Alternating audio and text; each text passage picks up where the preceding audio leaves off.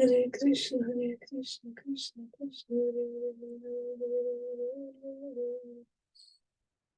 Hare Hare Krishna, Krishna, Krishna, Hare Krishna, Krishna, Krishna, Krishna, Hare Krishna, Krishna, Krishna, Krishna, Hare Krishna, Krishna, Krishna, Krishna, Hare Krishna, Krishna, Krishna. Yeah, they still haven't started. Oh, bro. Yeah, it's kind of, I mean, Manalampur wrote he's like not prepared to do a class, but he can do a few comments.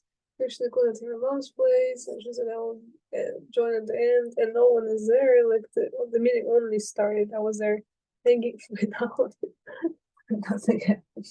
And only now, like Natalia, she let me in. Another two of us, she and me there. I was very good.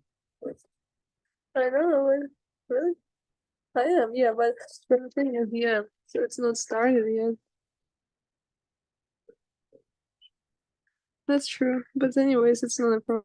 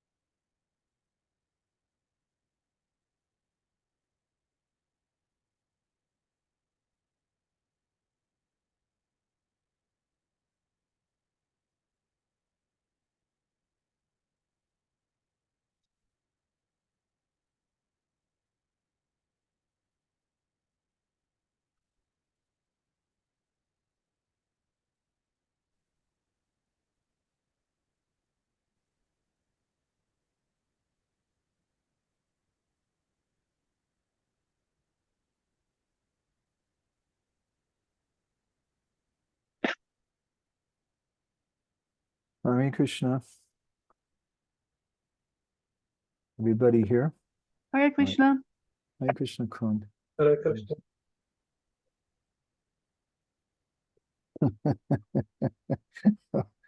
I see Natalia with all the Christian stuff. It just makes me laugh. That's so nice.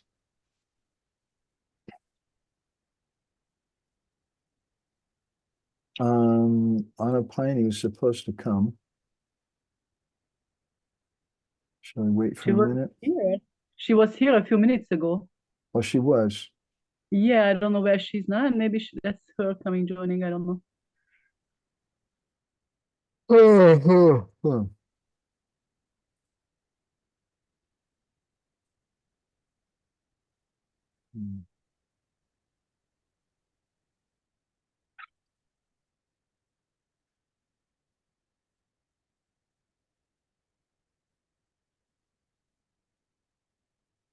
Well, let's just ring him.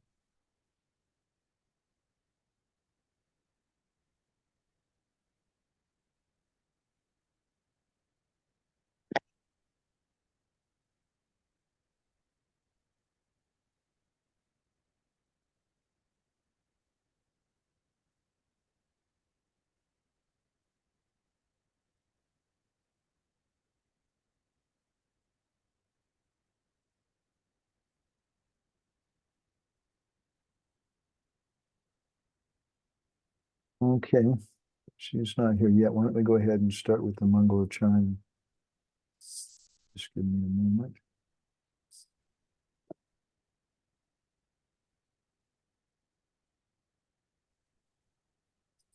Narayanam namaskrityam naramschaiva narottamam devim saraswatim vyasam tato jayam dirayat Vedi Ramayaneshchaiva Purane Bharate Tata Adhavante Chamadye Chahari Sarvatra Giyate Mukam Kodadi Vachalam Bhangum Langayate Girim Yat Kripa Tamaham Vande Paramananda Madhavam Paramananda He Madhava Padunga Luchi Makaranda She Makaranda Panakori Anande Bolo Hari Hari Harinka Name Vandavela Parikori Ve Chakadolam Sri Chakadolanka Padaye Manamo Rahu Nirantare Manamo Nirantare Rahu Har Krishna Boli Jiva Jao Har Krishna Boli Jao Jiva Moteu Dada Radha Dava Moteu Dada Radha Dava Moteu Dada Radha Dava Dharma Projita Kaita Vocha Padamo Nimatsaram Satam Vedyam Vastavamata Vastu Shivadam Tapatrayon Mudhanam Srimad Bhagavate Mahamuni Kritekyam Vaparayishvaraha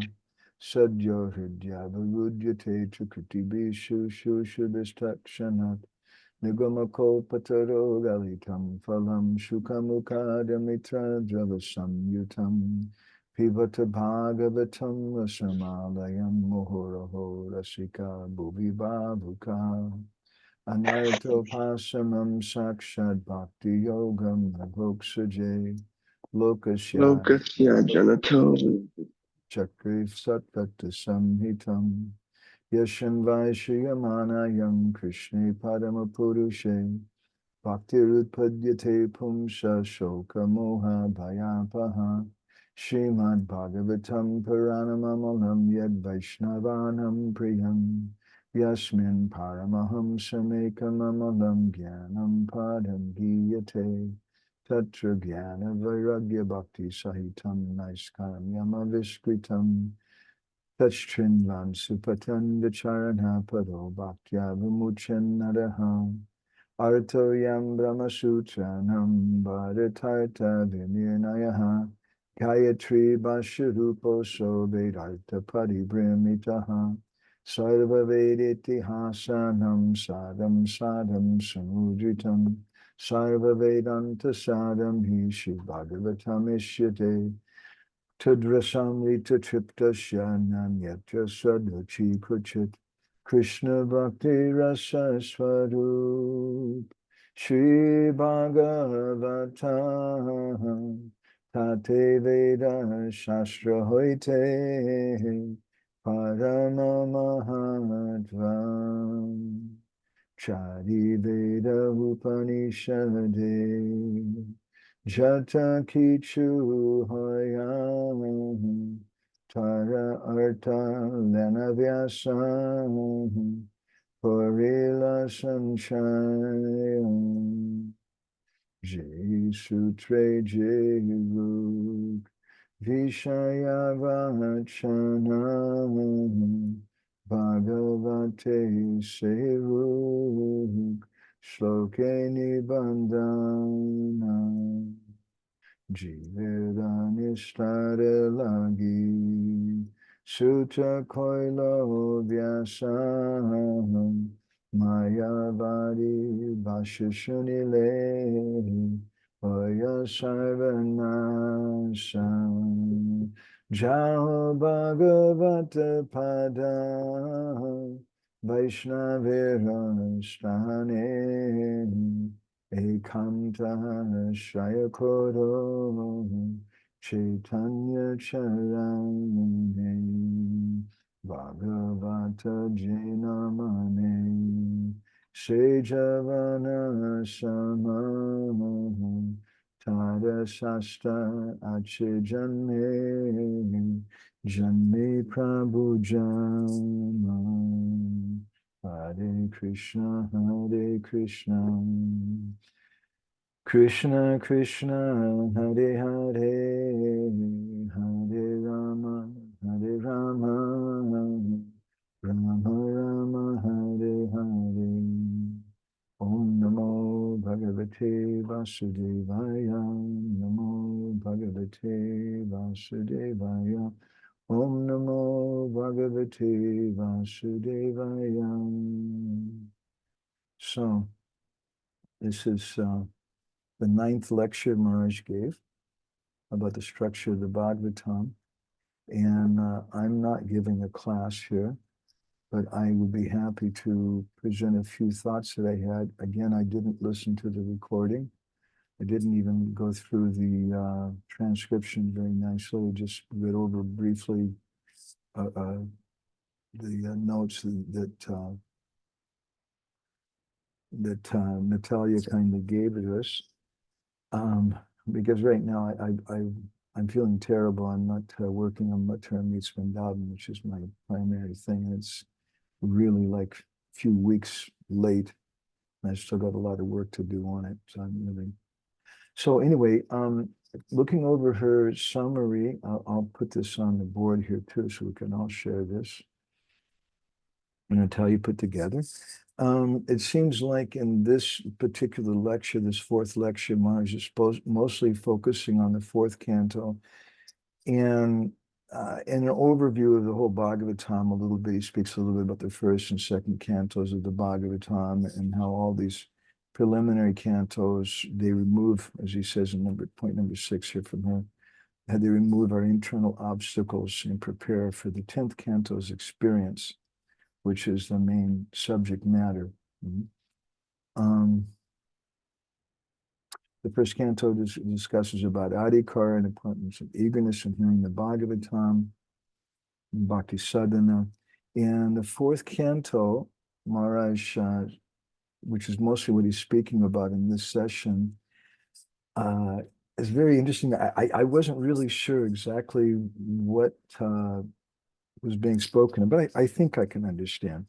Let's just look over the 4th canto a little bit, first of all, okay? Here's a little summary given of the fourth canto in our Wikipedia friend. Which summarizes it pretty nicely. That it's 31 chapters. It has the conversative dialogues of Sukadeva Goswami, Uddhava, and Maitreya, and there's also sub-discussions like between Narada Muni and King Prachinabhari Shat, and some discussion given on the female descendants of Swayambhuva Manu. And interesting thing, because usually it's the main subject when it speaks about genealogies, it's usually the male descendants. The topics in this fourth canto include the genealogies of the daughters of Swayambhuva Manu and Dhruva, the enmity between Daksha and Shiva, and how Sati, the daughter of Daksha, became really annoyed with her father and wanted to reject him, and realized the only way to do that is to give up her body. Interesting point, because we have that body is connected to our parents. Then he speaks about Dhruva Maharaj and how he had darshan of Lord Vishnu and the battles of fights between Dhruva and the Yakshas, and the story of King Venu and how the Brahmins destroyed King Venu and they churned the bones in his body to produce Prithu Maharaj. And then there's a story of King Paranjanam, which is told as a kind of allegorical story, and how he was reborn as a woman because he was always thinking about his wife when he died. And there's some discussion about the activities of Prachetas, including a meeting with Lord Shiva and Narad Muni and their liberation. And then there's some discussion about qualities of Krishna and Krishna Bhakti, the soul and the super soul and materialistic life. So that's the fourth canto of the Bhagavatam. In Prabhupada's BBT edition, that title of that canto is A Creation of the Fourth Order. So let's look a little more just on the just general subject of this canto. There's some really, really interesting things in this canto, some of my favorite verses, some of my favorite points. Maharaj focuses on one particular verse from this canto, which we can look at a little bit. It's chapter 29, text 39 to 40. Let's go ahead and put this on the board too. This is from Natalia's summary thing. I'll just read the translation. My dear king, in the place where pure devotees live, following the rules and regulations, and thus purely conscious and engaged in great eagerness in hearing and chanting the glories of the Supreme Personality of Godhead, in that place, if one gets a chance to hear their constant flow of nectar, which is exactly like the waves of a river, one will forget the necessities of life, namely hunger and thirst, and become immune to all kinds of fear, lamentation, and illusion. Interesting that Boya Shoka Moha. So the first canto describes Shoka Moha Bhayapaha, puts a little different order, but the same point is made about hearing the Bhagavatam. So this is one of the most important points of the fourth canto of the Bhagavatam that Maharaj brings out, that this fourth canto speaks about the importance of hearing Hari Katha in association with devotees. And before we come to that, Maharaj, in her notes, she says that the Bhagavatam speaks about reliance on rituals like horoscope matching can lead to unexpected outcomes, as illustrated by Sannyasi's story. Now, I wasn't sure what that actually meant.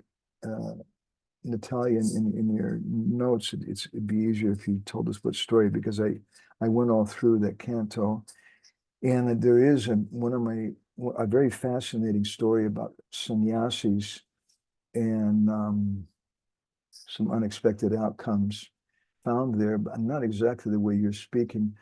So I'm not really sure if it's just Maharaj's preaching or what.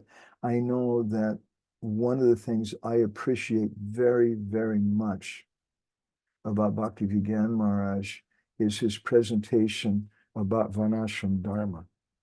I remember being in Kiev once when Maharaj was giving a class, And I had to control myself because I was just going to start jumping up and down and shouting in ecstasy because it was so completely, totally spot on.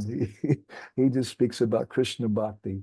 And Varnashram Dharma is a very secondary thing which supports it. And it is important and it is necessary in some ways, but it's a secondary thing. He puts it in perfect perspective. And although Maharaj himself is quite a capable astrologer, he also understands that was in the Brahma Samhita says karmadi nirdahati kintu cha bhakti bhajan, that when someone starts practicing Krishna bhakti, the planets realign. And Prabhupada says in one place that the lines on your hands, they change. And every devotee astrologer I've spoken to says this, that you can't really understand properly by looking at someone's hands. So anyway, one of the points though in this fourth canto of the Bhagavatam, which is an important discussion, it helps us, as Maharaj comments, that to sort out misconceptions about ultimate reality and focus on the Lord. So one of the stories therein is in the ninth chapter, and there's some comments later on, some later chapters, particularly in the 19th chapter. In the 19th chapter, not later on, but in the 19th chapter, it speaks about Prithu Maharaj and how he was performing a horse sacrifice in Ashwamedha Yagya, which is what kings are supposed to do. And at that time, Indra became envious. And this is such a fascinating thing to me. I have a little bit of a fascination with Indra. We've heard the discussions about Govardhan Leela and things, and what Indra represents and how Indra is such a awesome personality. Indari Vyakalam Loka Mridyanti Yuge. But again and again throughout the Bhagavatam, he's also criticized, although that verse, Indari Vyakalam Loka Mridyanti Yuge, glorifies him, saying that the Lord comes again and again to protect Indra. Indra also really, excuse my American English, but he really screws up quite a bit. And it's because of his envy, because of his pride. He tries to kill the Brijbasis. We find out later in the 10th canto. And in the 19th chapter, the 4th canto, one of the significant stories in the 4th canto is that Prithu Maharaj, he's a righteous king. He's a Shaktivesh avatar. He's trying to perform some sacrifice and engage the citizens in doing that. So he has his horse. And then Indra comes, and out of his envy, he steals the horse. And he dresses himself as a sannyasi. And Atri Muni saw him and understood that what was going on. And there's a very interesting discussion about how Indra introduced some principles of cheating religion. Prabhupada, let's read from Prabhupada's purport to the 12th verse in this chapter.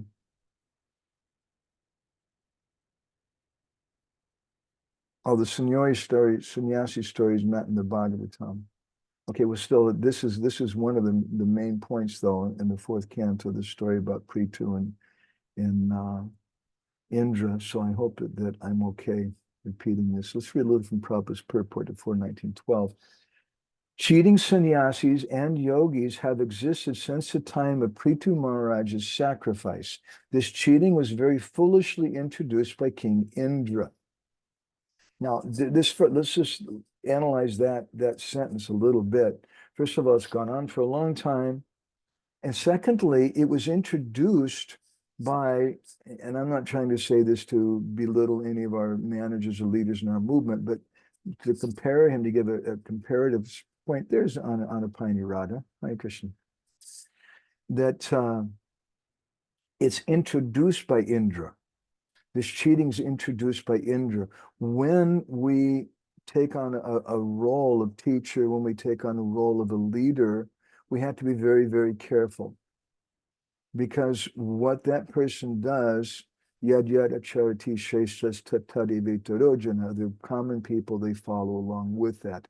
And so Indra dressed himself up like a sannyasi to steal, to spoil the religious principle, the religious sacrifice that Preeti Maharaj wanted to do.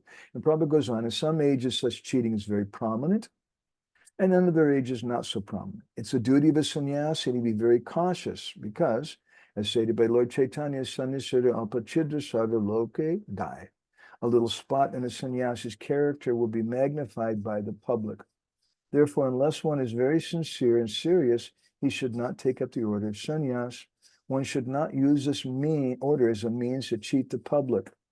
It is better not to take up sannyas in this age of Kali because provocations are very strong in this age. Only a very exalted person, advanced in spiritual understanding, should attempt to take up sannyas. One should not adopt this order as a means of livelihood or for some material purpose. Wow. That's a really, really powerful, very, very important purport from Srila Prabhupada. Let me just do a little sidetrack here for something which is relevant for all of us. There's sometimes a discussion which is championed by certain groups in the Gaudiya Mutt that some people criticize, and they say that Srila Bhaktisiddhanta introduced sannyas. And some of our Gaudiya Mutt friends get really upset about that. There's some of their acharyas, and they say, no, no, no. And they say that sannyas in our line was there from the line of Gadadhar Pandit and this and that. And they say a lot of things. I don't mean to enter into a controversy. I don't mean to criticize anyone, but I'd just like to point out that there's no sannyas parampara that we know of coming from Gadadhar Pandit. And Srila Prabhupada himself, I could look it up if someone's interested, he comments that sannyas was introduced by Srila Bhaktisiddhanta Saraswati. Now, some of our Vaishnava friends, and they are friends because they're Vaishnavas, they say this is very, very bad, this is some bogus thing, and you introduce us, but we want to look at the spirit of it. And the original spirit of introducing sannyas, we find in the behavior of Sri Chaitanya Mahaprabhu. That he took sannyas. And in fact, he took sannyas in the line of Shankaracharya. And that's why traditional paintings you see of Mahaprabhu, he has no Sika and he has no Paita, no Brahman thread. Because the sannyasis in that line, they break the Brahman thread because if you're a sannyasi, you're not a Brahman. And also the Sika is a symbol of a Brahman. They take out the Sika. When Shankaracharya, as a young boy, wanted to take sannyas at the age of 5, his mother said no. And he said, come on, Mom, I really wanted, no, you're not allowed. Your father already died. What can I do? So one day he's taking bath in the river and a crocodile grabbed the hold of his leg. So he started calling out for his mother. His mother came, oh my God, my baby was, and he said, Mom, look, you should let me take sannyas. He said, if you let me take sannyas, then maybe the crocodile won't eat me. And what can his mother say? So she said, well, okay. And the crocodile immediately let go. And then at that point, Shankaracharya, as a young boy, broke his Brahman thread and ripped his Sika out of his head. That's real sannyas. And Srila Bhakti said, seeing how Chaitanya Mahaprabhu introduced sannyas, because he saw that people are not going to listen to me. And of course, there's an internal reason also, which I won't go into here. You can see it, and you've all heard from me about this in our magazine about Chaitanya Mahaprabhu's mystery of his sannyas lila. He's taking sannyas because it means Radha Bhav. But externally, he's doing so for preaching because certain Brahmins weren't listening to him. And so he did that. It was a preaching tactic. It actually had no meaning, and Lord Nityananda was really annoyed with it. And so he took the danda there at Chandanpur near Jagannath-pur, and he broke it. He said that this is not, if he wants to enter into Jagannath-puri to taste the mood of Radharani, that's way beyond Vanashram Dharma, and sannyas is part of Vanashram Dharma. So better we break this danda and throw it in the river, which he did. So Srila Bhaktisiddhanta, seeing that people listen to sannyasis more, he introduced the sannyas. It's not, we can say it's a preaching tactic, but it's something with weight to it also. And sannyas is always there. Sannyas, whether someone wears whatever color cloth they wear, sometimes Prabhupada said that my Grihastha disciples, they're also sannyasis because they're preaching. And his Grihastha disciples like Malati and Mukunda Maharaj and others, they did more, as Grihasthas, Prabhupada said, than some of the sannyasi godbrothers. So sannyas is always there. It's an innate quality of the heart, but there's also some external position with it. And Srila Bhaktisiddhanta saw that to attract people and to have a society, this is a required thing. Srila Prabhupada also followed that. And this is part of the point which is being made in this chapter, this 19th chapter, the 4th canto, very important topic, how the sannyas for common people, they're not just looking at the qualities of the sannyasi, but they're looking for the dress, or looking for the position. And when Indra introduced this kind of cheating, then that caused a big problem. So Srila Prabhupada comments here that unless one's very sincere and serious, he shouldn't take up sannyasa, he shouldn't do it as a means to cheat the public. It's not that someone does this just as a means of livelihood or for some material purpose. Sadly, that's happened. Some, just very honestly. But Srila Prabhupada, in one conversation with one senior devotee in New York City, he asked him, he said, Prabhupada actually told him, he said, you're not qualified as a sannyasi. He said, none of you are qualified. He said, but the reason why I did it, it's just like during a time of war, you need to have some lieutenants, you need to have some people leading the army. So Prabhupada said, during a time of war, you make all the people stand in a line and then you just count 1, 2, 3, 4, you, 1, 2, 3, 4, you, 1, and every fourth person becomes a lieutenant. Not based on their qualifications or anything, but just based on the need. And Prabhupada said, so we're giving sannyas something like that. Now, again, that's not to disparage sannyasis. I feel very cautious to say that it's a rotten grihastha, but we've seen that, and it's not a surprise that some sannyasis are not qualified. But sannyas means someone who just doesn't want to be part of family life and is detached from everything. And therefore they accept that ashram and we give them more respect. But Bhaktivinoda, he says there's 8 different points of respect which are given. And the sannyasi is the 7th point of respect. But more respect than the sannyasi we give to bhakti. And that may be to a Mataji housewife, it may be to a grihastha man, it may be to a small child. But wherever we see Sudha Bhakti, that necessarily gets the most respect. But at the same time, for society to go on proper, there must be some system of respect. And this is something which is being spoken about in this canto, the Bhagavatam, and how Indra was trying to take advantage of that and was coming and stealing the horses of Maharaj Prithu so that he couldn't make advancement with these things. When Prithu Maharaj heard from Atri Muni about Indra's trick, he became angry with Indra and he started calling out, running after him and calling, wait. Prithu Maharaj was so powerful, he could have easily killed Indra. But when he saw, we hear in the 14th verse of this 19th chapter, when he saw that Indra was dressed as a sannyasi, and actually the verse describes that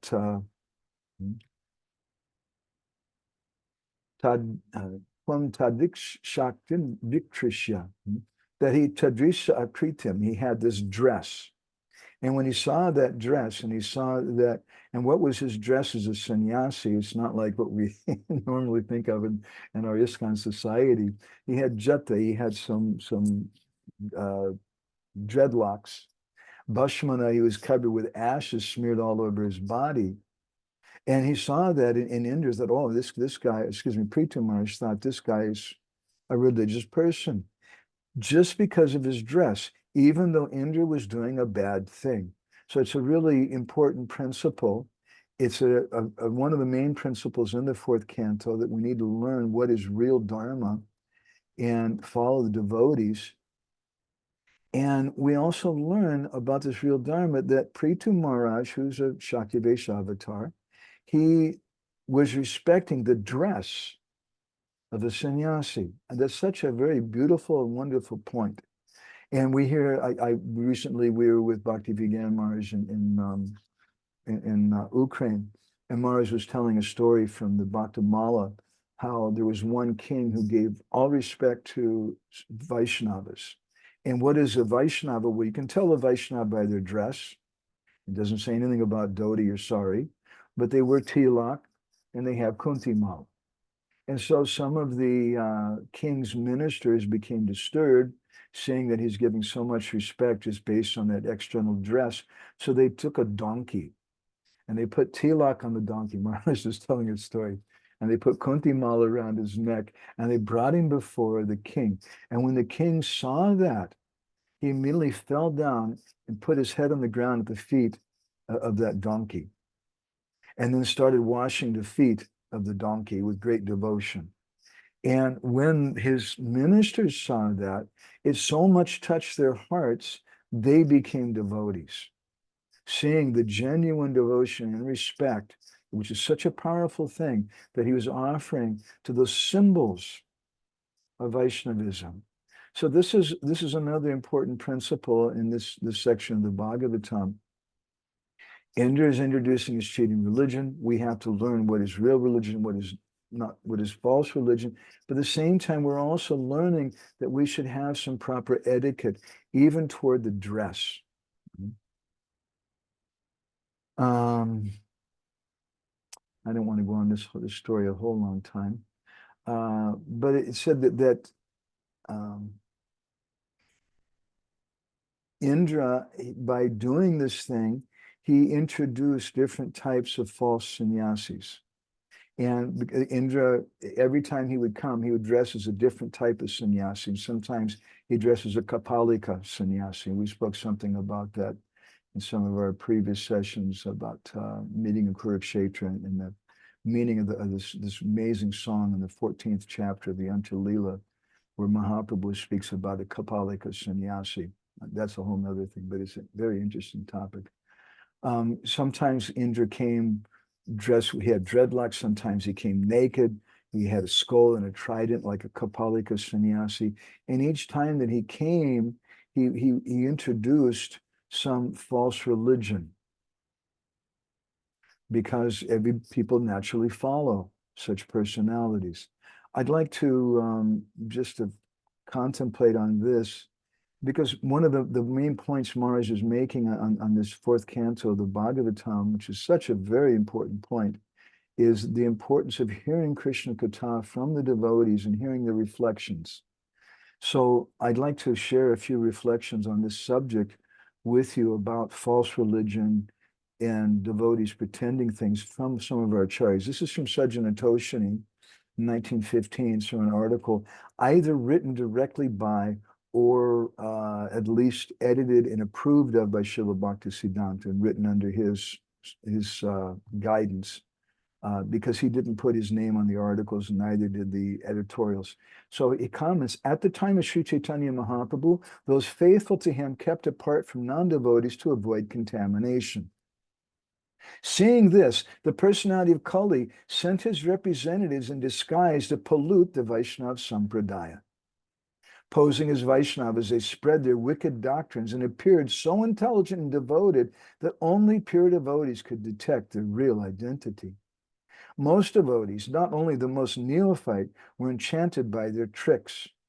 In this way, Kali's agents expertly introduced karma, gyan, and anyabhilas in the Vaishnava Sampradaya and caused Sudha Bhakti to vanish from this world. Baba. This is again the essence of this fourth canto. This point Srila Bhaktisiddhanta is making in this article in Sajjana Toshini, that when someone poses as something else, it causes so many problems. But when people pose as Vaishnavas, who can understand and recognize them? We're not the seers. Only pure devotees can recognize it. And what did they introduce? Yes, this is a very, very important point. What they introduce is karma, gyan, and anyabhilas. And karma means vanashram dharma. And gyan means some speculative knowledge. Anyabhilas means some material desires and things. They introduce those things in the Vaishnava Sampradaya, and they cause Sudha Bhakti to vanish in this world. So this is one of the points made in this fourth canto of the Bhagavatam, that we should be very careful, and we should understand there are also sometimes persons who are dressed as bogus people, as saintly persons. Bhaktivinoda in one place in an article in the Harmonist, he says that if a disciple unknowingly associates with those pretenders, then his spiritual life is ruined. That's a very, very dangerous thing. So we should be very, very careful about our association. And how do we know who to associate with and who not to associate with? We have to be careful. And the problem is not just with the cheaters, but the problem is with us. In Krishna Samhita, Bhaktivinoda Thakur speaks a little bit about this. And he says that those who do not understand their qualification, but accept the instruction of a bogus guru, and this is what Indra is, or someone who's posing like this, and they engage in the process of worship meant for exalted devotees. In other words, it's beyond their adhikar, beyond their qualification. They're cheated ass-like people. And those who have understood their eligibility, yet with a goal to accumulate money and prestige, still follow the process of worship meant for exalted devotees, are called cheaters. Until this cheating in the name of religion is destroyed, one's attachment will not awaken. Such people deceive the entire world by making a show of sectarian formalities and pseudo-renunciation. This is Indra's program. And Prabhupada, Bhaktivinoda in Sajjanatoshini, he comments, he said there's two types of imposters. There's the cheaters and the fools, or the cheaters and the cheated. So it's very, very important that we should learn to give these persons up, give up their association. I want to share one more purport from this with you from Srila Prabhupada. Such an important point. This is from a purport in Prabhupada's Madhya Lila chapter 1, text 218. When a Vaishnav sees that another Vaishnav is recipient of the Lord's mercy, he becomes very happy. Vaishnavas are not envious. If a Vaishnava, by the mercy of the Lord, is empowered by him to distribute the Lord's holy name all over the world, other Vaishnavas become very joyful. That is, if they are truly Vaishnavas. One who is envious of the success of a Vaishnava is certainly not a Vaishnava himself, but is an ordinary mundane man. Envy and jealousy are manifested by mundane people, not by Vaishnavas. Why should a Vaishnava be envious of another Vaishnava who is successful in spreading the holy name of the Lord? An actual Vaishnava is very pleased to accept another Vaishnava who is bestowing the Lord's mercy. And then Prabhupada says it. A mundane person in the dress of a Vaishnava should not be respected, but rejected. This is enjoined in the Shastra, upeksha. The word upeksha means neglect. One should neglect an envious person. A preacher's duty is to love the Supreme Personality of Godhead, make friends with the Vaishnavas, show mercy to the innocent, and reject or neglect those who are envious or jealous. There are many jealous people in the dress of Vaishnavas in this Krishna conscious movement, and they should be completely neglected. There's no need to serve a jealous person who's in the dress of a Vaishnava. Narottam Das Thakur says, Chadiya Vaishnava Seva Nishara Keva. He's indicating an actual Vaishnava, not an envious or jealous person in the dress of a Vaishnava. So Bhaktivinoda, just a moment ago, we were hearing from him that he was saying that a disciple, if he can't recognize such a Vaishnava, such a false Vaishnava, he may associate with him and everything will become spoiled. Like someone may come and see the sannyasi who's Indra, or they may see Ravan dressed as a sannyasi and think, wow, there's a sannyasi, let me go ask him some questions and learn about spiritual life from him. And you make a big mistake.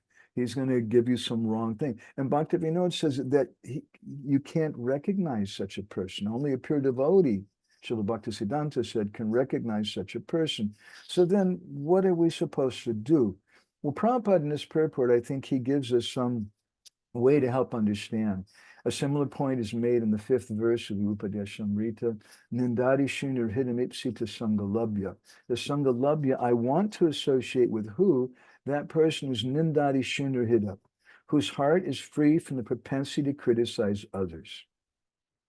So we may see someone who goes to Mangalartik every day, who wears tilak, who's a big manager even, and who's chanting a lot, and maybe chanting 64 rounds a day and telling everybody about it and fasting on Ekadashi. But if we see they become envious of the successful preaching of a Vaishnav, then that's when we keep a distance from them. And what we keep a distance from is the quality Prabhupada says here that is enjoined in the Shastra, upeksha, neglect. One should neglect an envious person. Neglect doesn't mean that we confront them, we break their nose or their fist, that we do an expose and criticize them online, but it means we neglect their nasty qualities and we keep away from that. And we have some love and mercy for everyone, but we neglect that particular person's envy and we keep away from it. So this is a very important principle in the fourth canto of the Bhagavatam. I don't want to go on a whole lot more about this, but I would like to share with you a few thoughts about some of the other points that Maharaj makes here. Maharaj quotes from these verses, the text 39 and 40 of the 29th chapter, and we read the translation, that where the place where pure devotees live. And Maharaj was stressing that this is like the essence of the fourth canto, the Bhagavatam, that we learn from the Bhagavatam where to live and who to associate with. We want to hear Krishna Katha. And Prabhupada gives a long purport. I'd like to read you, though, from Jiva Goswami's Kama Sandarbha purport and Vishwanath Chakravarti Thakur, or a little bit shorter, but very interesting also. Let's just bring them up here.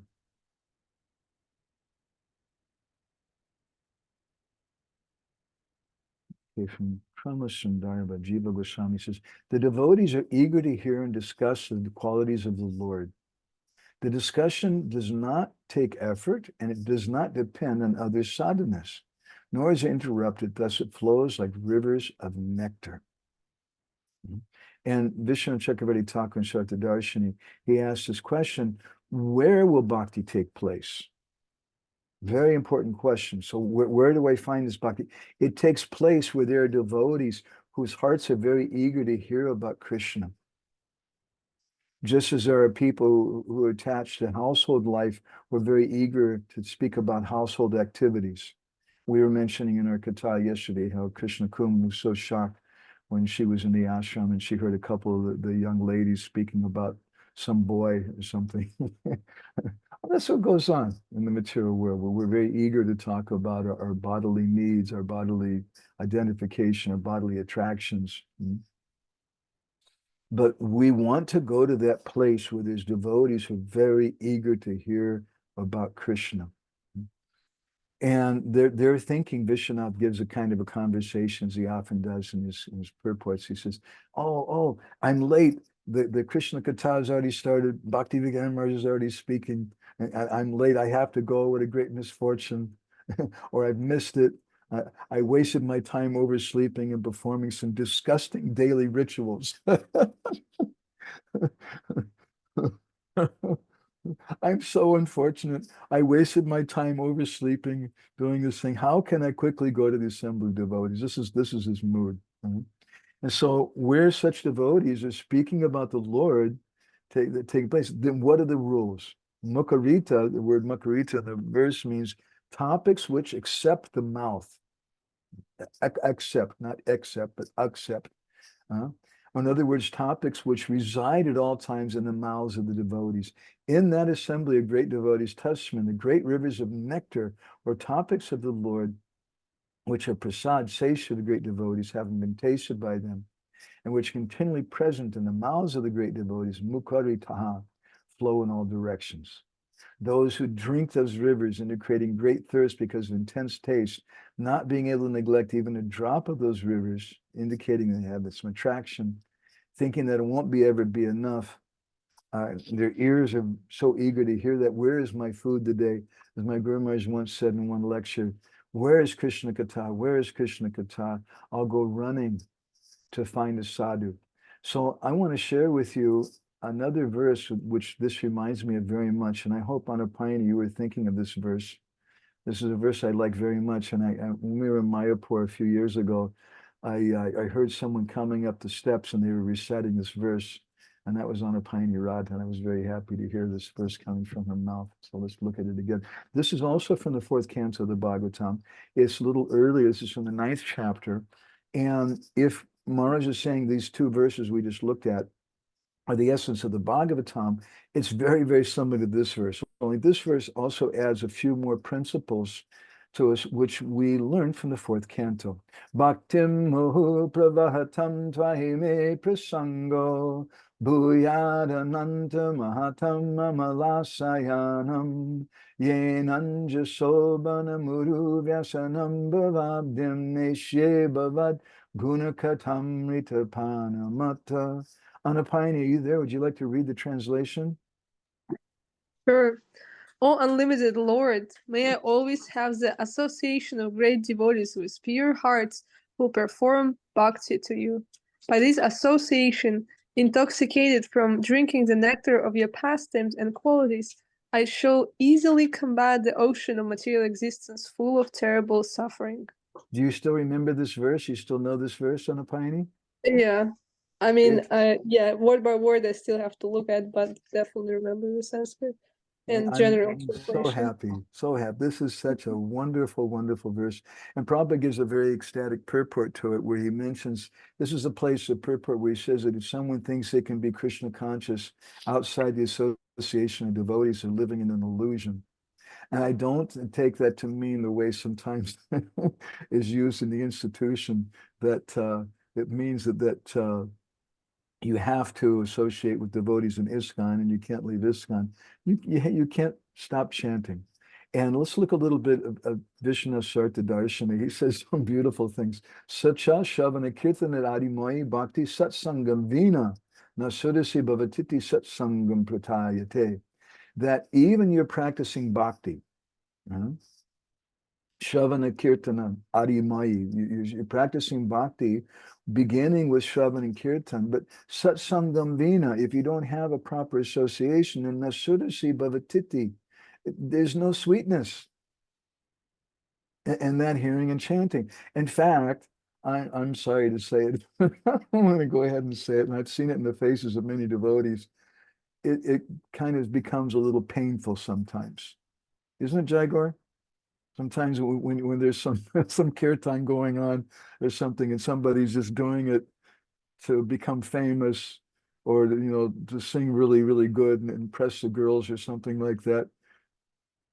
It's hearing and chanting, but you don't feel happiness. You feel distress. You feel some pain in your heart.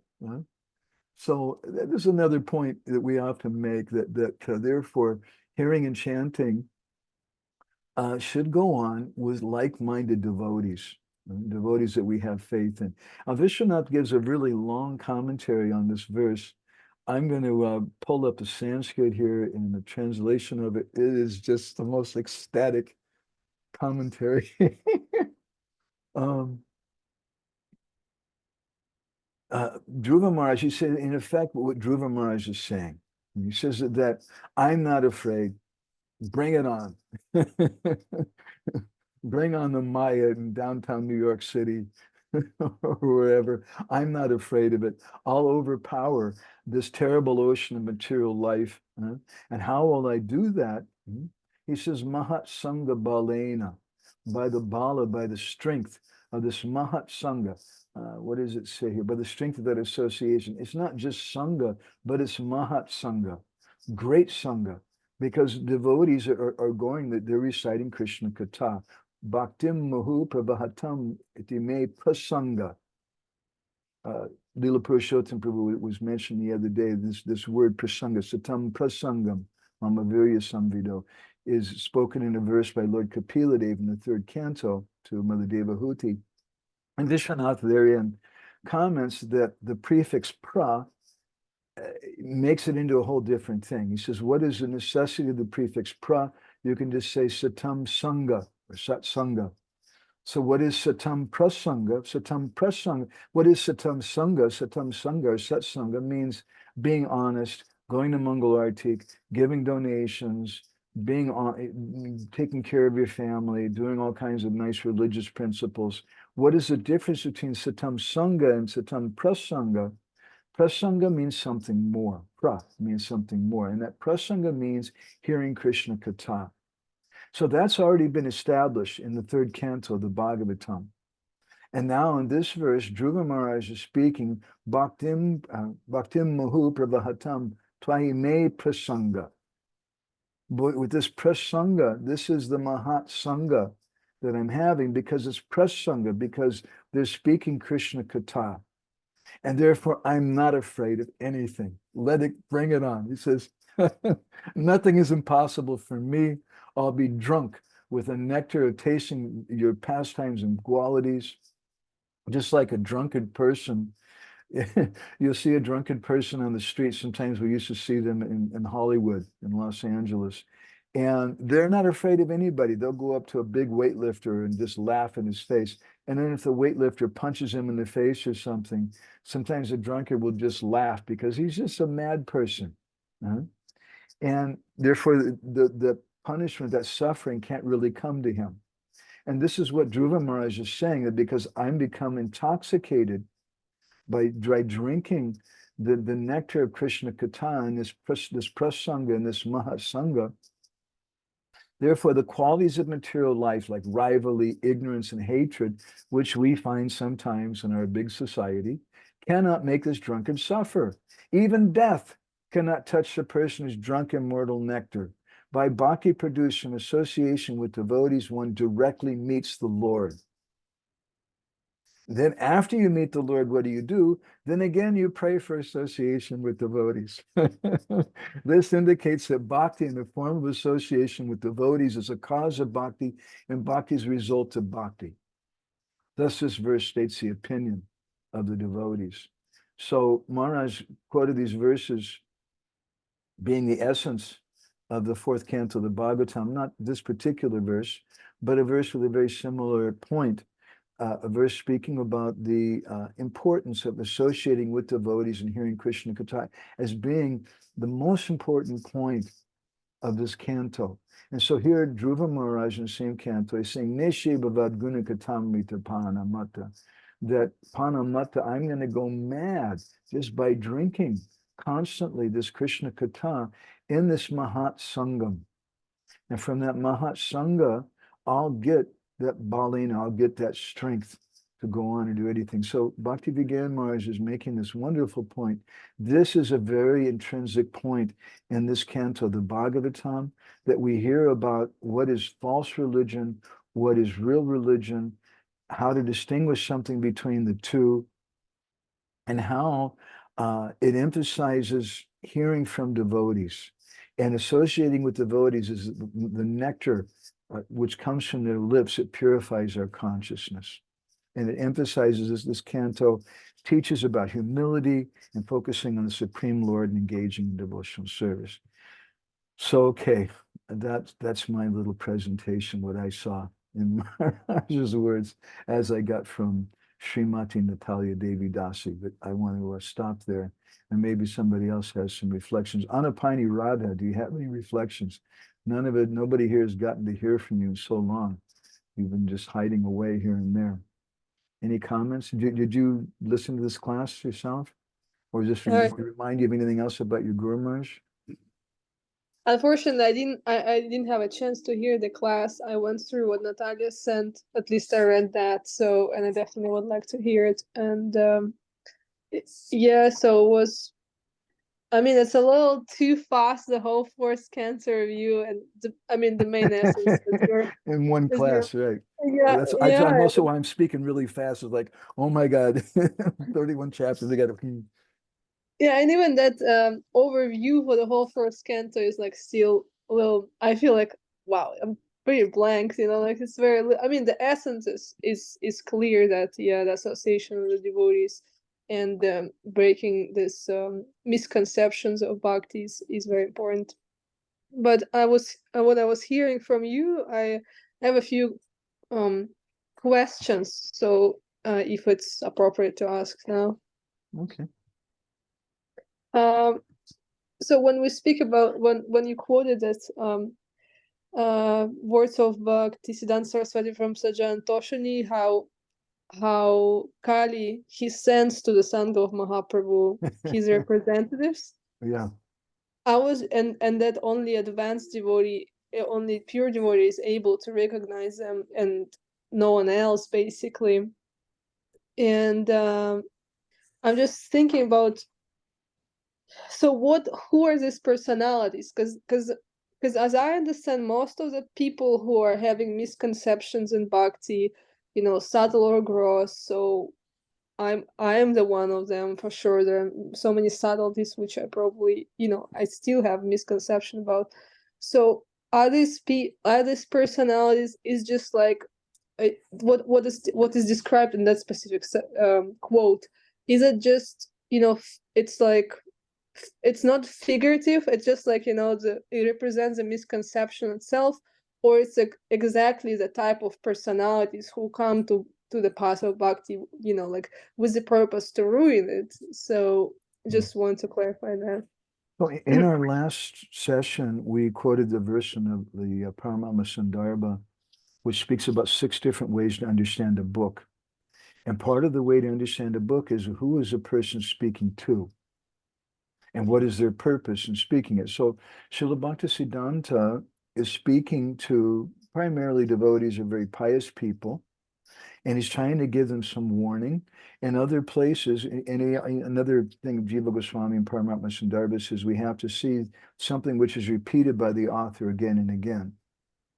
In Srila Bhaktisiddhanta, again and again, he says that you can't tell who's a devotee. That's one of his primary teachings. You can't see who's a proper devotee and who's not. Then, so what should we think here? The first point is that these are qualities, and we may see them in ourselves. And sometimes we may see them in some other person. And if we see them in that other person, depending on the extent that we see it, depending on the deviancy, the strength of the deviancy that we see, we may feel that we may have the need to distance ourselves, or as Prabhupada said, practice neglect. So there's both subtle and gross deviations, and they're in everybody. And if this movement, if we want this movement to go on and preach Sudha Bhakti, then we have to learn to see things in a subtle way. It's very, very important. Some people, they've read some of this and they've become a little sophisticated. Let's give them respect and credit. They've read some things from Bhaktisiddhanta and Bhaktivinoda about Kali Chelas and that.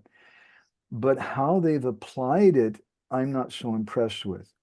Some of them have just applied it with what we would say, a sweeping brush. In other words, they just applied it to everybody in ISKCON, all of ISKCON. Everybody in ISKCON is bogus. And I have one friend who seriously speaks like that. And he's no longer in ISKCON.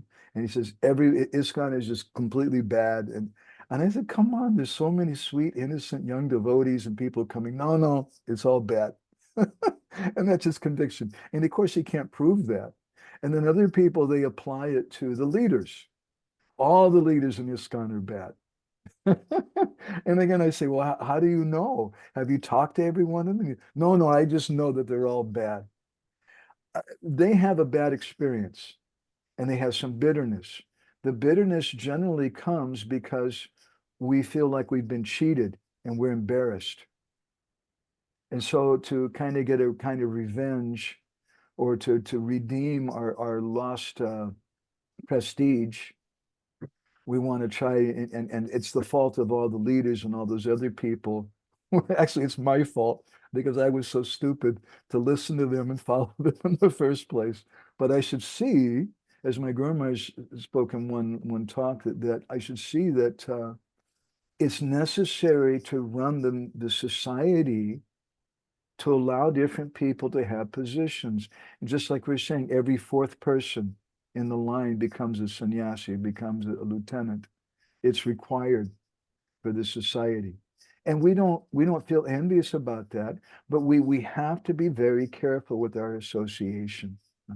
That's what I see from Srila Bhaktisiddhanta's comments. And I want to make some other reflection on what you said too. You're saying that you found a little difficult the whole first canto of the Bhagavatam in one lecture. I also did. But then we should ask a question: what is the necessity? What is the purpose of Bhakti Vigyan Maharaj doing that? He knows very well that is frustrating and tantalizing, and you don't feel satisfied in some ways, just trying to do a whole canto of the Bhagavatam like we kind of tried to do today. We touched on a few particular points, which is Maharaj did also.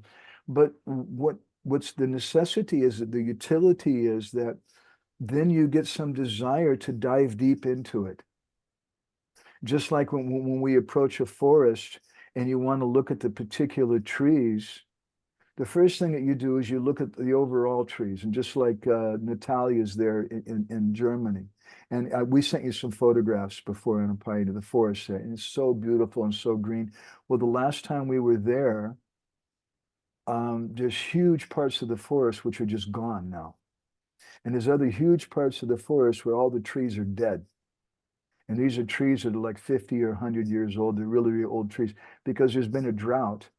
And these kind of beetles entered into the trees and they're eating the trees and they destroy things. So you can, when you're approaching the forest, when you're in the forest, you can't see that so well. You can't see the overall situation of the forest. You can only see individual trees. From a distance, there's a utility. You can see the health of the overall forest. And then when you come, but maybe you can't see what particular types of trees are there, what particular types of animals are there, or the conditions that they're living in. When you come closer, then you can see that. Both are required. That's my little reflection on your thoughts. Is that okay? Yeah, thank you so much. Yeah, and hearing you answering what I was asking about also, another thought came regarding this Gomara's class and what you were speaking about. That the sangha of devotees and specifically like-minded devotees, how Guru he says like, I don't care anything in this association, let me cross this ocean of material existence. And I was also connecting this specific point with what I was asking about, to figure out like who is that devotee is, like he, having a right conception or not. So if we have this like-minded association and we are together diving into the hearing and chanting, so that question is not even appears in the mind. So basically like I don't care basically anymore. So I just like I'm absorbed in hearing and chanting with the devotees. So I just was recalling the experience when I was able to do that with the devotees. We had this Bhagavatam Sangha in Govardhan, so and we were able to dive really like the whole month, and that was exactly the experience. You wasn't worried about who gonna say what, is this devotee right or wrong, some other devotees. Yeah, and I'm really looking forward to come back on track in this Sangha with you again. So since we're kind of settling. Again, speaking, and I'm not just trying to be provocative or modern or something, but I'm trying to express some of these things in a way that's relevant for all of us. There's a lot of discouragement sometimes devotees have about ISKCON. They come, they have a lot of excitement, and then after a while they become discouraged. But I think they haven't really understood ISKCON. If you're thinking that ISKCON is just about the GBC and the managers and all that, then you haven't understood ISKCON at all. You haven't gotten it. The purpose of ISKCON is to create small, intimate sanghas, like you had there at Govardhan. And yes, of course, there's going to be problems, and there's going to be Kali Chelas, and Srila Bhaktisiddhanta saw that, and Prabhupada saw that. But when you have a small sangha like that, two things happen. Number one, if somebody's really off, you're going to figure it out pretty quick. When they open their mouth and they start talking, you're going to figure it out pretty quick. And number two, I find generally those kind of people just stop coming. The people who are really off, they don't really have a desire or taste for it to begin with. They just, I have more important things to do. As Jiva Goswami says in a purport in one verse in the 10th canto, he says, I have to make money. I can't go to the Bhagavatam class because I have more important things to do. I have to make money. That shows where their head's at. And that basically is why they don't come. So this is such a wonderful solution. We just follow what Prabhupada gave us. Have intimate sanghas, and then everything becomes clear. Okay? Yeah. Are you okay in Arizona? Looks like it's cold there. It gets cold too It's a in little Arizona. cold. It's a little cold, yeah, but during the day it's warm, but morning it's cold. You Yeah, kind okay? of fine. Yeah, we're on the way to settle ourselves, so we're in that I front hope of you get some. I the hope you get house. some good friends there. And think some lady friends, and it's important. You make me think of Krishna Kun when she moved to Bhubaneswar after we got married, and there was no ladies there, and it was just a bunch of strange men that she didn't know, and she was kind of really quiet, and it was difficult for her for a long time. So I hope you have it on a Piney. Stay in touch with us. We hope we see you more in these sessions too. Of course, I'm gonna join the regular, so that was the All plan. right. Well, we'll Yeah. see. You said that in the past, but No, I said in the past that I'm gonna join from December. okay. That's All right. great. Krishna Kun had her hand up a minute ago, and she put it down probably as soon as I started talking about her. Krishna Kun, are you there? Hare You had Krishna, some yes, I'm comment? here. Okay, we can't see you though, right? I mean, you can try, but do you see anything? Anyway, it's Yeah, we can see you. something. It's enough. Mhm. I have a question about the same Bhaktisiddhanta Saraswati Thakur quote that Anapani started off with about recognizing cheaters, basically, and how Bhaktisiddhanta Saraswati Thakur says that only a pure devotee can recognize such a person, which I understand a mundane person in the dress of a Vaishnava who will interject this.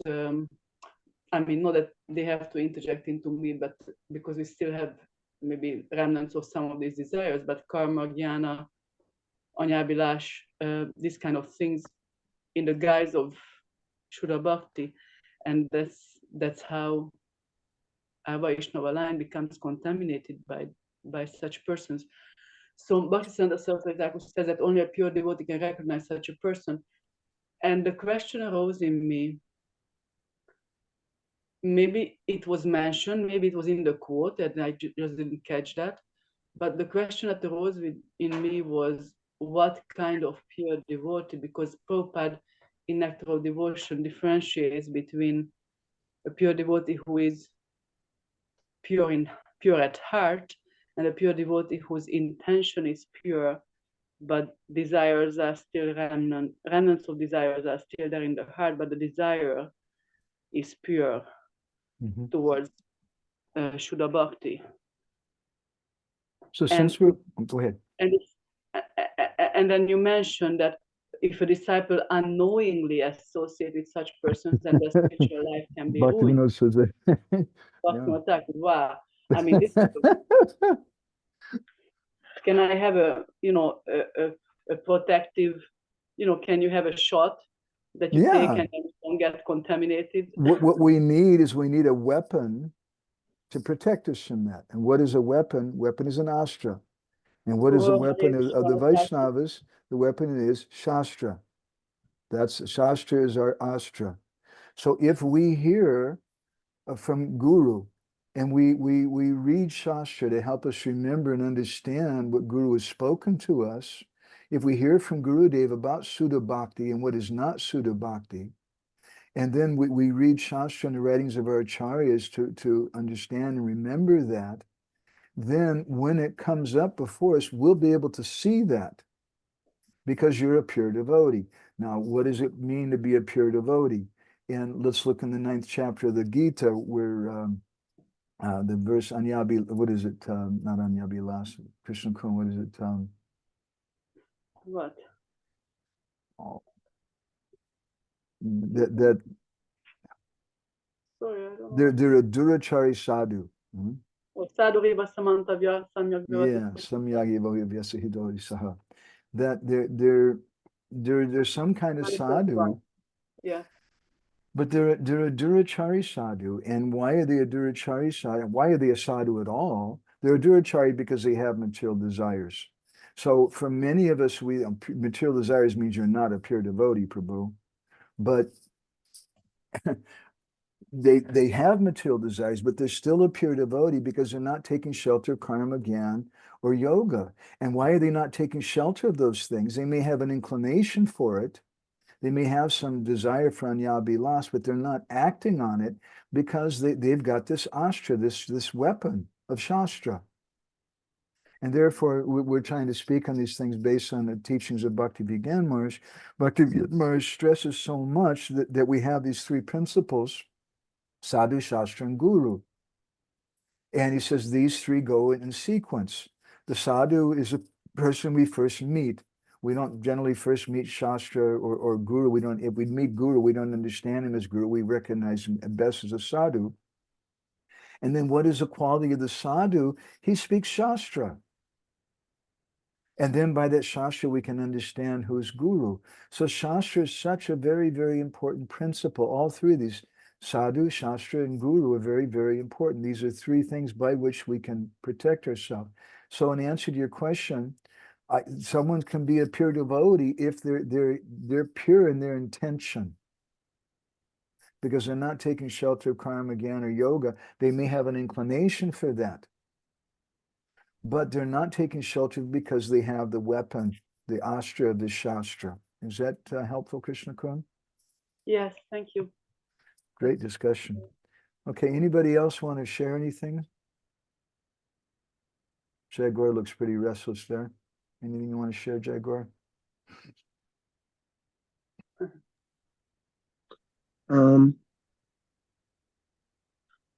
only had one thought I wanted to ask a question about. It was kind of when you were speaking about sannyas introduced by Srila Bhaktisiddhanta, and I was thinking that actually I've been thinking about this for a while, that devotees from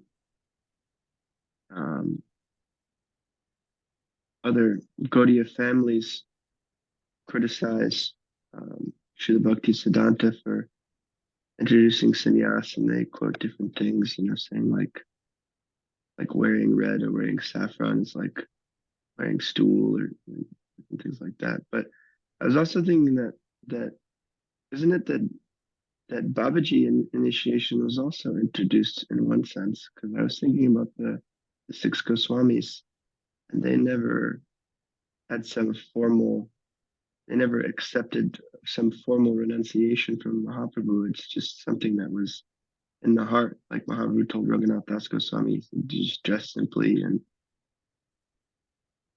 like that. That's just one thought I had. I want to know. In one place, Srila Bhaktisiddhanta comments that the reason why we, meaning his followers, wear saffron, the brahmacharis and sannyasis, is to show that we're below, that we're part of Varnashram Dharma, and therefore the sannyasis also, they keep sikas and they keep Brahman threads, to show that we're still in Varnashram Dharma and we're below the Paramahamsas, who wear Babaji Vesh, who wear the cloth of the six Goswamis. And he said that white cloth indicates a Paramahamsa. Now, just as a comment to you personally and ourselves, personally, I think things have changed. It's just the opposite today. That saffron cloth is the high standard and white cloth is like, oh man, you're really out of it. Don't touch me, get away, kind of thing, It's just the opposite thing today. But that was the reason why Srila Bhaktisiddhanta did that. And yes, there was no, the formal system of Astakali Smarana and Ekadas Bhav, which are generally given by the Babajis, that was something which was introduced later on. And we don't find it directly mentioned in any of the writings of our six Goswamis. There's some indications of it in the writings of Jnanachandra Goswami in his book, Gaur-Govinda Smarana Archana Padati. And they have their system, and Bhaktivinoda Thakur was part of that.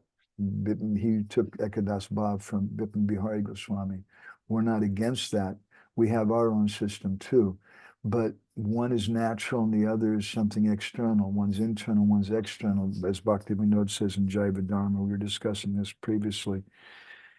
In the internal path is a path of Raghunath Das Goswami, we're just taking shelter of the holy name. But some persons, sadhu also means a kind of dress. A sadhu is kind of a formal position, just like we hear in this 19th chapter of the 4th canto about Indra dressing up like a sannyasi. Then, and as Natalia is pointing out here, that Vedic culture is dangerous because we get easily attached to it. The only remedy is Krishna Katha from pure devotees. And the 4th canto speaks about abusing karma yoga and Vedic rituals. So this Vedic rituals, this Vedic dress and things is very attractive. And even people dress like sadhus. And there was some introduction, and I'm not against it, of Babaji Vesh and some official, they install the kopans, they have a whole ceremony when someone takes Babaji initiation in some places. And that's done to give respect. I don't mind that. But what is the essence of all of it? That's what we should be looking at. How it's used, if it's used in a way in society to encourage people to respect bhakti and respect the devotees, what's the problem? But we shouldn't be so hung up on just the particular external aspects of it. Is that helpful? Yeah, that's helpful. And it confirms some of my own thoughts too, that, just thinking about, obviously renunciation is just, it's on the platform of the heart. And these things are external and they serve external purposes, just like you were mentioning about, yes.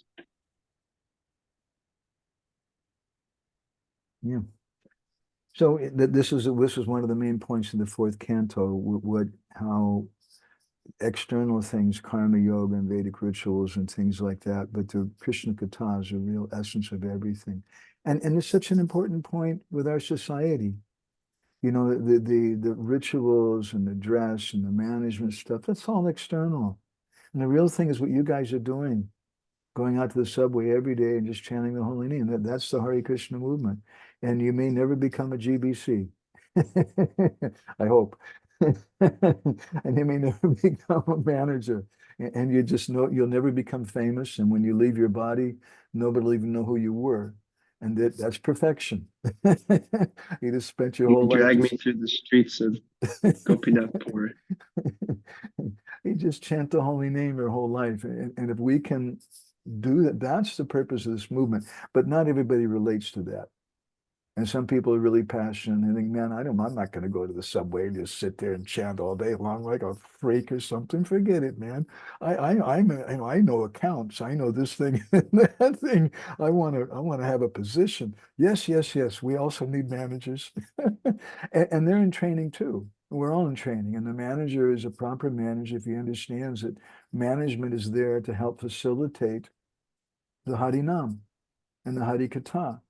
And it is necessary. You guys have a lot of management. You're taking prasadam every day, and there's this medical arrangements, and there's so many things for your paraphernalia and so many things. That's management. It's required. But the main thing is the chanting. If you do the management, there's no chanting. What's the value of it all? You're in the best place. Krishna Kun, did you want to add something? No, I would like to ask something. It's not connected to Jaguar Prabhu's question. Okay. Is it okay? Yeah, I suppose if Jaguar approves, he's nodding his head yes. Jaguar Prabhu, do you approve? Fully. Thanks. So Maharaj says in this class that the 1st canto of the Bhagavatam warns us not to overly depend on these ritualistic aspects like the horoscope and these kind of things. Mm-hmm. And I mean, I didn't have time to really deeply think about the 1st canto, but I read it a few times. And right now, I can't really put my finger on how it's warning us not to be overly dependent on ritualistic aspects. So I'm wondering if you can, because Kunti Devi's prayers are so beautifully directly going to Krishna, never mind the rituals. Parikshit Maharaj's story, the Dharma, the bull. I kind of just don't really see this. And obviously, maybe I didn't follow properly the previous classes, which is a fact. Maybe Natalia has an answer to this, but I just wanted to kind of dissolve my ignorance by your mercies, dear devotees. If somebody- I'm not going to answer that because I can't answer that based on Maharaj's comment, but I was hoping Lula Purushottam Prabhu can say something. Maybe he Natalia. can actually, yeah. Lila Prabhu or Hare Krishna. It seems to me that rather what you're speaking about was what Maharaj was speaking about the fourth canto, not first canto. Okay, oh, Natalia. maybe it's a problem in the transcription. Yeah, she says the That first makes complete canto sense. warns against overdependence on ritualistic aspects. Bhakti is the core principle. But Yeah, I was probably- also surprised. Maybe it was just a typo and she meant fourth canto because she's talking about the that fourth. makes complete sense. That makes complete sense. Yeah, because Maharaj in the class, he mentions many examples of Yes. how fourth canto illustrates this. It does, and that's why I was surprised that he brought up the first canto, but I didn't think about a typo or like a problem in the transcription, and I didn't. From the previous classes, it was that the and it made perfect sense to me that the first canto is really like Adhikari Tattva, and really Yes, about hearing and chanting and who's Adhikari. hearing, who's speaking, and Yeah, that's what. Thank you. That's Got it. that's clarified it, I believe. Natalia admits for sure it's about the fourth canto. Okay. But everybody should be nice to her and still forgive her because she's out distributing prasadam at the all Christmas glories fair. to her service. All glories. Without her, I believe that at least 4 or 5 of us today wouldn't have been able to. Yeah, if it hadn't been for her, we wouldn't have anything going on. Thank you, Natalia. It was Krishna's blessing to testing our awareness of what we are reading. Yeah. Maybe Natalia did it on purpose, actually, also just to kind of see if we're going to catch Just to it see or if you not. actually read it. Maybe. Okay, thank you. All right. Anybody else with anything? Yeah, I was, as you mentioned that you had to hold yourself back from jumping. I was happily alone in my place in Damodara, and I was jumping. Especially because, yeah, this first introduction of the fourth canto, Maharaj was so blunt, so without any hesitation. And he was saying like sentences that if you would present them in environment, they would be like, they just couldn't digest it. They have such a serious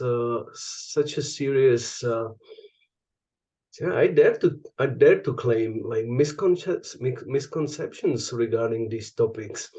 For them, they just don't differentiate the terms Vedic and Vaishnava.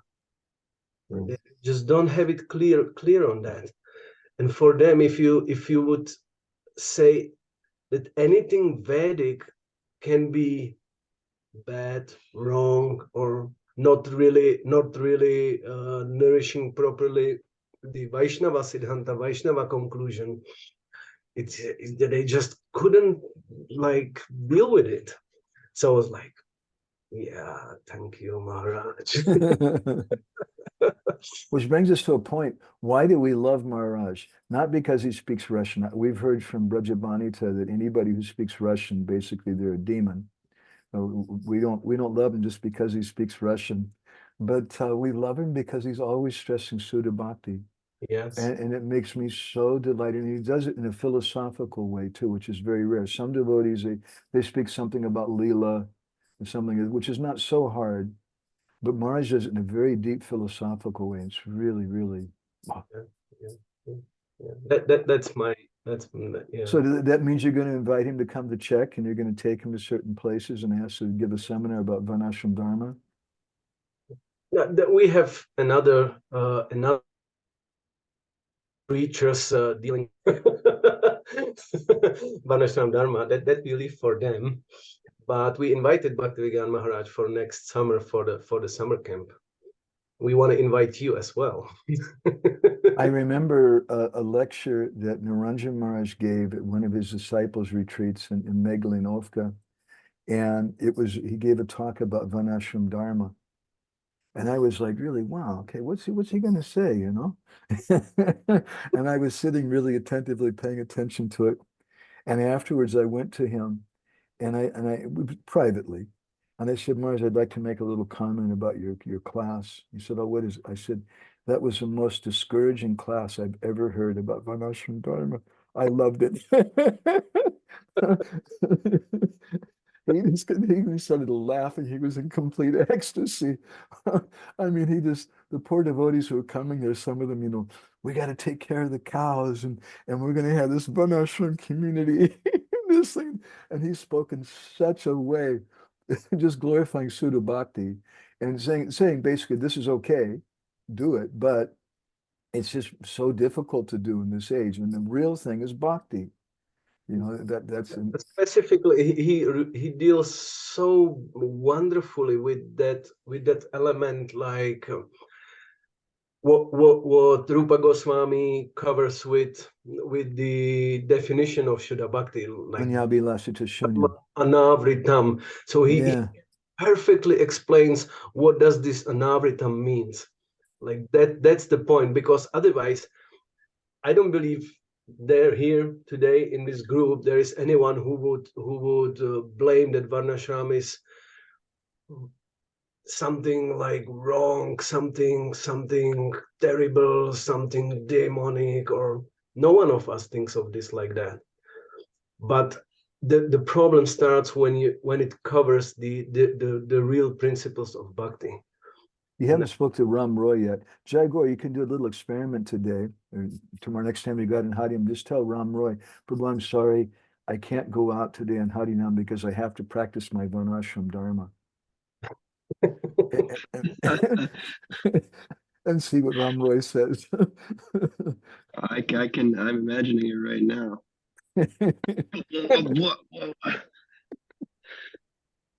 Just be careful, make sure he doesn't have a stick nearby. You say that. Well, that's coming close actually to my later thoughts during the class, because I was always like I really liked how Maharaj started the class, and then it was like Maharaj at one point he started to be like really strong with the statements. And the sacrifice will not work even if you do it properly. It will not work. You know, with the example of Daksha, and you will end up with a goat's hand. It was really funny. I was laughing like anything that Maharaj mentioned. He made this like word jugglery that Daksha became the supreme personality of Godhead. Godhead. And I was like thinking, hey, wait a moment.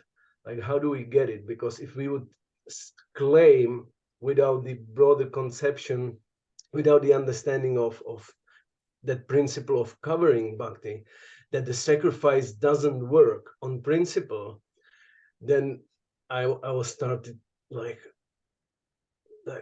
what about Sankirtan Yagya? It's also sacrifice. It's Nam Sankirtan Yagya.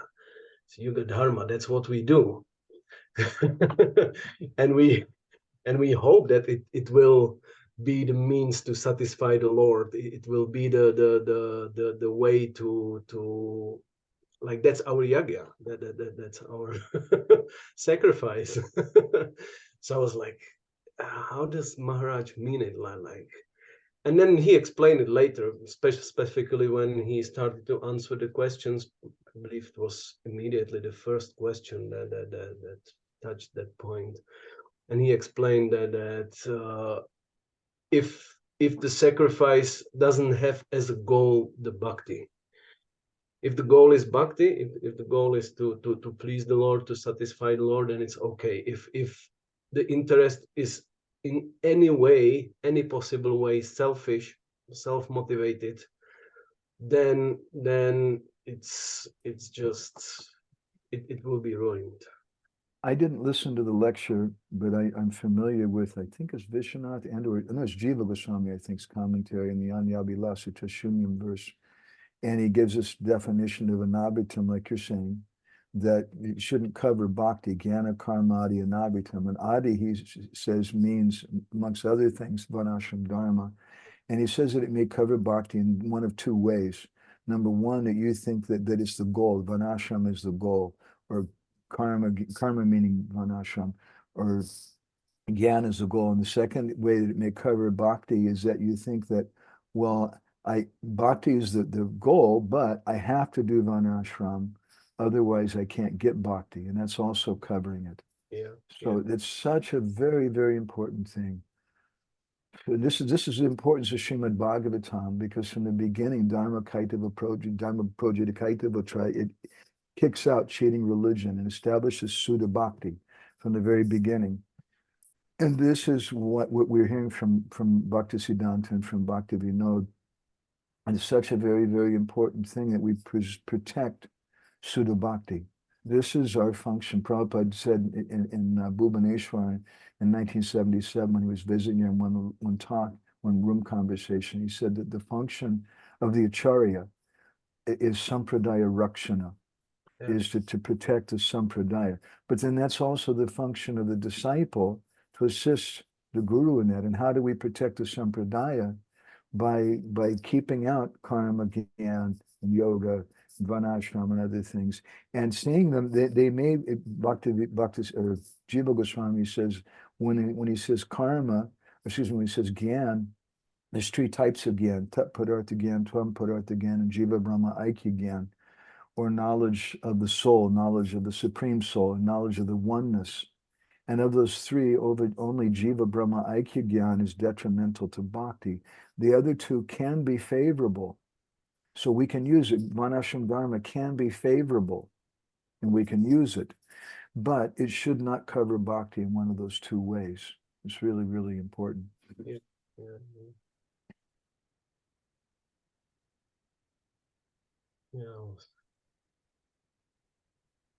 Two ways of covering bhakti. One, thinking that vanashram is a goal. Two, thinking that bhakti won't work without vanashram is a second. Yeah, that's what I meant on opining. And it's not, there's many ways of covering bhakti, unfortunately. Karma, jnana, nadi. Adi means etc. Karma means vanashram dharma. And gyan means some philosophical knowledge, or even thinking that I would go so far as to say that thinking that I'm going to become a devotee just by reading the bhakti literatures and memorizing, by placing stress in that rather than stress in service to Guru. Here in Prabhupada's room, Jaigor, I can see Srila Prabhupada. Who's that sadhu back there? I just realized. I'm actually, I'm in a secret room. There's a storage room. There's an extra Murti of Prabhupada, and I got a key somehow and made it into my little place for bhajan. And pictures there of Prabhupada and art by Shamarani, and nobody can find me in here. That's what you got to do. You haven't visited the Brooklyn Temple, Leela Purushottam Prabhu. It's true. You need to have a place to hide if you're going to survive there, I think. All right. I run out of stuff to say. Anybody else? Anything? We'll go ahead and continue next week. And thanks so much. She's not here right now, but thanks so much to Natalia for making those outlines. I'm really, really grateful. It gives us some chance to have some discussion, and some of you, like Leela Purushottam, listen to the lecture. I just can't right now. I've got just so many, and I don't know when it's going to change really either. But I'm really delighted to get some. I just looked up a few of the points that she made in the outline, and looked up some of my notes and some particular things that I thought were relevant. Anapayani, do you miss Govardhan? We can't hear you. Yeah, I do, definitely. I mean, there are lots of hills, the relatives of Girish, which remind me about Govardhan here, That's but good. still. So it's not the same. I bet that your mother, she must really respect you a lot now. I have this feeling after seeing what kind of life you're living and the kind of place you're building there, Govardhan and all that stuff. I think it blew her mind something. Am I correct? Yeah, she was impressed with all that, with the devotee communities as well. She, like she watched how much love and affection, like they give us, and she was like very, very touched by that too. Really good. All right. Okay. Anybody else have anything? Is it okay if we stop on a piney? Well, all right, this time, okay. But All next right. time, Will longer. you, is it possible, will you allow Pranahari to take part next week? It's a little tough for him because he left for work, and this is his time when he does puja. He's listening to it while doing puja. Uh-huh. So, but he's listening to it. Well, I'm the speaker is on and all that. I'm going to ask him if you're being nice to him, if he has any complaints or anything, okay? I'm just warning you. Yeah, please. I guess he has a list of complaints already. I'll bet. Okay. It was so nice, dear devotees, to be with you and have a Krishna Katha and hearing from you. Thank you so much for sharing a little Purushottam. You are the one who very attentively listening to the classes. Oh my gosh, I'm so eager to hear from you because I didn't have a chance to hear all those classes yet. And thank you so much, Madonna Prabhu, for sharing your deep reflections and thoughts and all other joys. Krishna Kunj, so wonderful to hear you, Jai Gaur. So nice to hear you too. And you're welcome to take part in the Wednesday program. It's still going on if you want. You're one of the founder acharyas of the program. Okay. Granthanaj Srimad Bhagavatam ki, Srila Prabhupada ki, Gaur Premanandi Hari Hari Bo, Vansha Kalpatarubhishcha, Kripa Sindhu Bhyevacha, Patitanam Pavanebhyo, Vaishnavebhyo, Namo Namaha, Nandakari Vaishnavrinda ki jai. Jai.